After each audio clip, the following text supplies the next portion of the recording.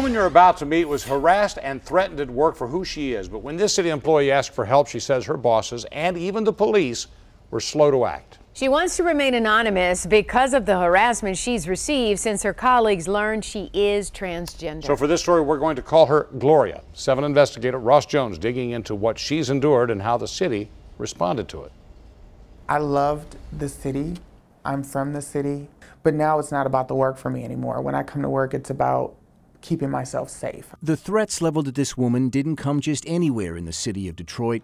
They came from inside City Hall. I don't think that there was an adequate response, at least towards making me safe. For the last year and a half, she's been a high-level manager in the city's finance department. But for the last 7 months, she has been the target of abuse and threats she says city managers were slow to address and Detroit police failed to thoroughly investigate.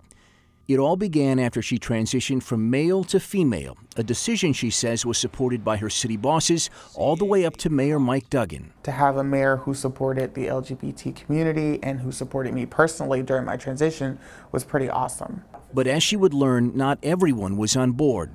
After returning to work following her surgery, Gloria found the nameplate outside her office door defaced. Mr. was scrolled over her name.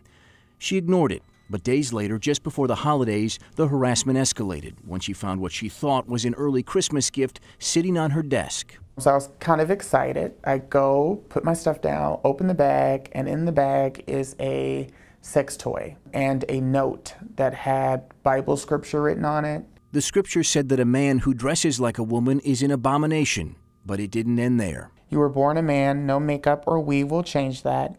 Even getting rid of your penis won't. Stop shaming yourself. We don't want people like you working here. Gloria asked that the city put cameras in the hallway just outside her office and a lock on her office door. She says the city declined, but they did launch an internal investigation that never determined who was behind the abuse. It continued. On a day this spring, while checking her office mailbox, Gloria found another note with another Bible verse. If a man has sexual relations with a man as one does with a woman, both of them have done what is detestable. They are to be put to death.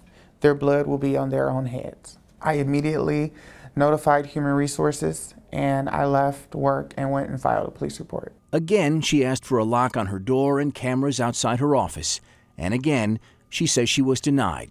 Then she went to Detroit police. We will fly the LGBTQ pride flag. All right. Just last month, Chief James Craig led a rally at Hart Plaza, saying that his department has the backs of gay and transgender citizens throughout the city. But when Gloria filed a report with DPD, officers didn't open an investigation. It wasn't a threat, they decided. Instead, it was an HR issue. Do those sound like HR issues to you?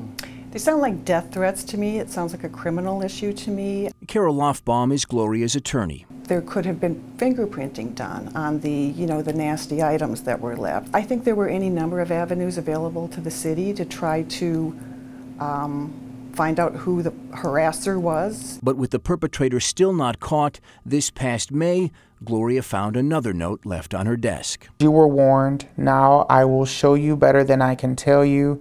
God have mercy on your soul. Finally, after the third note, the city did what Gloria had been asking for since December. They installed a lock on her door and cameras in the hallway. So no one has been caught for doing this? No. No one's been disciplined or fired? No. As far as you know, that person is showing up to work every day just like you are? Absolutely. And that's the part that gets me the most. The city of Detroit declined an on-camera interview. Instead, they released a statement saying, in part, "We believe the steps we have taken, particularly the installation of surveillance cameras, are appropriate to address this matter.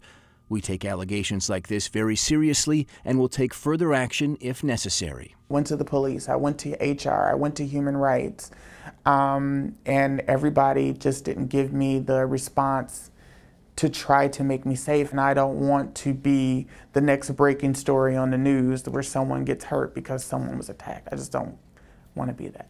Days after we reached out to Detroit police about this case, they opened a criminal investigation. They said they weren't aware of all the evidence before, but now they are. And just yesterday, 3 Detroit police officers met with Gloria for more than 90 minutes, a full 2 months after she first went to them for help. I'm Ross Jones, 7 Action News. Thank you, Ross. Now, if you believe you're the victim of gay or transgender workplace abuse, we have more information about what you can do about it on our website at WXYZ.com.